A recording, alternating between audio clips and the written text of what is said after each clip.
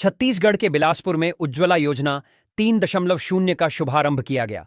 इस योजना के तहत 13,761 गरीब परिवारों को मुफ्त गैस सिलेंडर उपलब्ध कराए जाएंगे। मुख्यमंत्री ने कहा कि यह पहल गरीब परिवारों के जीवन स्तर सुधारने और स्वच्छ ऊर्जा के उपयोग को बढ़ावा देने के लिए महत्वपूर्ण कदम है। छत्तीसगढ़ में चक्रवाती तूफान मोंथा के असर से मौसम विभाग ने 8 जिलों के लिए येलो अलर्ट जारी किया है। कई इलाकों में तेज हवाएं और भारी बारिश की संभावना जताई गई है। प्रशासन ने लोगों को सतर्क रहने और अनावश्यक बाहर न निकलने की अपील की है। छत्तीसगढ़ में जन्म और मृत्यु प्रमाण पत्र बनाने की प्रक्रिया अब पूरी तरह ऑनलाइन हो गई है। सरकार ने व्यवस्था को सरल और पारदर्शी बनाने की पहल की है। अक्टूबर 2023 के पूर्व जन्मे बच्चों के लिए आधार कार्ड अनिवार्य किया गया है। नागरिक अब घर बैठे प्रमाण पत्र प्राप्त कर सकेंगे। छत्तीसगढ़ में शिक्षा विभाग ने 4,708 शिक्षकों की भर्ती प्रक्रिया शुरू कर दी है। आवेदन ऑनलाइन लिए जाएंगे। सरकार का कहना है कि यह भर्ती प्रदेश के युवाओं के लिए सुनहरा अवसर है। चयन प्रक्रिया पारदर्शी होगी और योग्य अभ्यर्थियों को मेरिट के आधार पर नियुक्ति दी जाएगी। राज्य सरकार के सतत प्रयासों से श्रमिकों के जीवन में सकारात्मक बदलाव देखने को मिल रहा है। रोजगार, आवास, स्वास्थ्य और सामाजिक सुरक्षा योजनाओं से श्रमिकों को लाभ मिल रहा है। सरकार का कहना है कि श्रमिकों का सशक्तिकरण राज्य के समग्र विकास की दिशा में महत्वपूर्ण कदम है। भारतमाला प्रोजेक्ट में 32 करोड़ रुपए के मुआवजा घोटाले का खुलासा हुआ है। किसानों के नाम पर फर्जी कागजात बनाकर रकम हड़पने का मामला सामने आया। पुलिस ने 3 पटवारियों को गिरफ्तार किया है, जबकि 5 अधिकारी फरार हैं। जांच एजेंसियां पूरे प्रकरण की गहराई से जांच कर रही हैं। छत्तीसगढ़ के कई जिलों में लगातार रिमझिम बारिश से किसानों की चिंता बढ़ गई है। कटाई के लिए तैयार धान की फसल भीगने से नुकसान की आशंका गहराने लगी है। मौसम विभाग ने अगले कुछ दिनों तक हल्की बारिश जारी रहने की संभावना जताई है, जिससे किसानों में बेचैनी है। प्रधानमंत्री नरेंद्र मोदी के छत्तीसगढ़ दौरे को ध्यान में रखते हुए यातायात विभाग ने कई मार्गों में अस्थायी परिवर्तन किया है। सुरक्षा व्यवस्था को लेकर पुलिस ने तैयारियां पूरी कर ली हैं। प्रधानमंत्री 1 नवंबर को रायपुर में आयोजित राज्योत्सव कार्यक्रम में शामिल होंगे और जनता को संबोधित करेंगे। जोहार पार्टी ने 30 अक्टूबर को रायपुर बंद का ऐलान किया है। पार्टी ने कहा है कि यह कदम छत्तीसगढ़ महतारी की प्रतिमा खंडित किए जाने के विरोध में उठाया गया है। नेताओं ने शांतिपूर्ण बंद की अपील करते हुए दोषियों पर सख्त कार्रवाई की मांग की है। छत्तीसगढ़ राज्य अलंकरण पुरस्कार 2025 के लिए नामों की घोषणा कर दी गई है। विभिन्न क्षेत्रों में उत्कृष्ट योगदान देने वाले व्यक्तियों को यह सम्मान दिया जाएगा। संस्कृति, शिक्षा, खेल और समाज सेवा क्षेत्र के चयनित सम्मानितों को आगामी राज्योत्सव समारोह में पुरस्कार प्रदान किए जाएंगे। छत्तीसगढ़ सरकार ने पेंशनरों को बड़ी राहत देते हुए जीवन प्रमाण पत्र की प्रक्रिया अब घर बैठे पूरी करने की सुविधा शुरू की है। इससे बुजुर्गों को बैंकों या कार्यालयों के चक्कर नहीं लगाने पड़ेंगे। मुख्यमंत्री साय ने कहा, यह पहल पेंशनरों की सुविधा के लिए महत्वपूर्ण कदम है। प्रधानमंत्री नरेंद्र मोदी रायपुर से वर्चुअल माध्यम से 4,500 हितग्राहियों को उनके नए घरों का गृह प्रवेश कराएंगे। यह कार्यक्रम राज्य सरकार और प्रधानमंत्री आवास योजना के सहयोग से आयोजित किया जा रहा है। लाभार्थियों के लिए यह खुशी का अवसर और सरकारी योजनाओं की सफलता का प्रतीक है। छत्तीसगढ़ को बड़ी सौगात मिली है। सरकार ने 3 नए शासकीय मेडिकल कॉलेजों के लिए 1,070 करोड़ रुपए मंजूर किए हैं।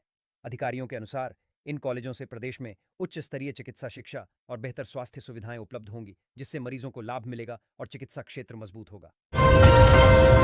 छत्तीसगढ़ के नए मुख्य सचिव विकासशील ने अफसरों को स्पष्ट चेतावनी दी है। उन्होंने कहा कि सभी अफसर नियम के दायरे में रहकर ही काम करें। जो सिस्टम के अनुसार काम करेगा उसे कोई दिक्कत नहीं होगी। अधिकारियों का कहना है कि इससे प्रशासनिक जवाबदेही बढ़ेगी और भ्रष्टाचार घटेगा। मध्य प्रदेश और छत्तीसगढ़ में दशहरा उत्सव धूमधाम से मनाया गया। रायपुर में 101 फीट ऊंचा रावण का पुतला धू धू कर जलाया गया। नगरवासियों ने घर घर दीप जलाकर और मंचों पर सांस्कृतिक कार्यक्रम आयोजित कर जीत और बुराई पर अच्छाई की विजय का उत्सव मनाया। श्री राम लल्ला दर्शन योजना के तहत बस्तर जिले के 97 तीर्थ यात्रियों को अयोध्या के लिए रवाना किया गया। अधिकारी यात्रियों की सुरक्षा और सुविधा का विशेष ध्यान रख रहे हैं। यह योजना धर्म एवं सांस्कृतिक यात्रा को आसान बनाने के लिए चलाई जा रही है, जिससे श्रद्धालुओं को आरामदायक यात्रा मिलेगी। छत्तीसगढ़ के मुख्यमंत्री ने कुनकुरी छठ घाट में सूर्य को अर्घ्य देते हुए प्रदेश के सुख, समृद्धि और खुशहाली की कामना की। इस अवसर पर बड़ी संख्या में श्रद्धालु उपस्थित रहे। मुख्यमंत्री ने साफ सुथरे और सुरक्षित आयोजन के लिए प्रशासनिक तैयारियों की सराहना की। सुरक्षा बलों ने माओवादियों के खिलाफ बड़ी कार्रवाई करते हुए 15 फीट ऊंचे उनके स्मारक को बुलडोजर से ध्वस्त कर दिया। यह कदम कानून व्यवस्था मजबूत करने और नक्सल गतिविधियों पर कड़ा संदेश देने के लिए उठाया गया है। इलाके में सुरक्षा बलों की सतर्कता बढ़ा दी गई है। राज्य सरकार ने राहत योजना के तहत राशन कार्ड धारकों के खातों में राशन के साथ 1,000 रुपए सीधे जमा करना शुरू किया है। अधिकारी इसे गरीब और जरूरतमंद परिवारों की मदद के लिए महत्वपूर्ण कदम बता रहे हैं। योजना से वित्तीय सुरक्षा और जीवनयापन में आसानी होगी।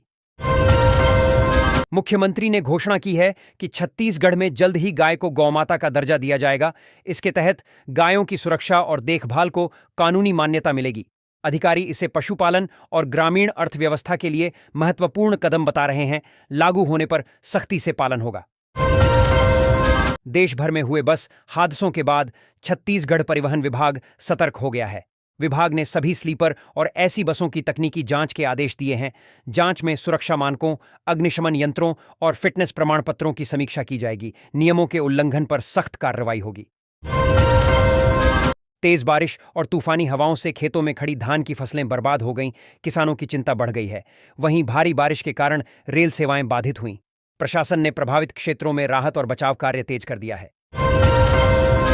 छत्तीसगढ़ के 25 लाख के इनामी माओवादी नेता बंडी प्रकाश ने तेलंगाना डीजीपी के सामने सरेंडर किया। वर्षों से वांछित प्रकाश ने हथियार छोड़ मुख्यधारा में लौटने का फैसला लिया। पुलिस ने इसे सुरक्षा बलों की बड़ी सफलता बताया और अन्य नक्सलियों से भी आत्मसमर्पण की अपील की।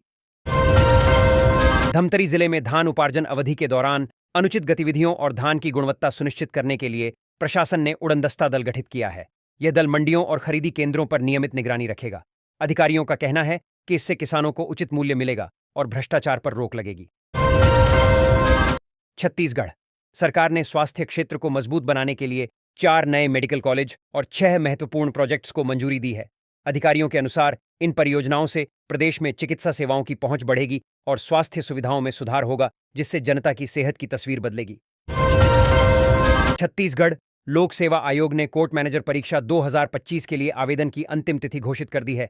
उम्मीदवार अब निर्धारित तिथि तक ऑनलाइन आवेदन कर सकेंगे। आयोग ने पात्र अभ्यर्थियों से समय पर आवेदन करने की अपील की है ताकि किसी तकनीकी समस्या से बचा जा सके। छत्तीसगढ़ सरकार ने प्रदेश में शराबबंदी लागू करने का निर्णय लिया है।